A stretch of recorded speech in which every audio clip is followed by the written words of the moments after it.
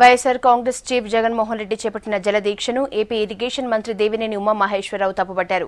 జగన్ తండ్రి వైఎస్ రాజశేఖర రెడ్డి హయాంలో బ్రిజేష్ కుమార్ ట్రిబ్యునల్ ఎదుట ఆంధ్ర అడ్వకేట్లు సరిగా వాదించలేకపోయారని, అలాగే ఎగువ రాష్ట్రాలు ప్రాజెక్టులు కడుతున్నా వైఎస్ సర్కార్ చూస్తూ ఊరుకుందని, టీడీపీనే ఈ విషయంలో చొరవ తీసుకుందని ఉమ్మ వివరించారు.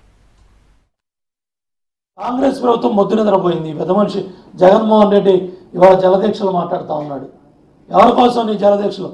ఎవరు మోసం చేయటానికి? నీ తండ్రి చేసిన నిర్వాహకం కాదా ఇవన్నీ? నీ తండ్రి చేసిన తప్పుడు కార్యక్రమాలు కాదా ఇవన్నీ? నీ తండ్రి ప్రభుత్వంలో జలయజ్ఞం ధనయజ్ఞం చేసి పై కింద కర్ణాటక మహారాష్ట్ర ఇష్టారాజ్యంగా ప్రాజెక్టులు కడతా ఉంటే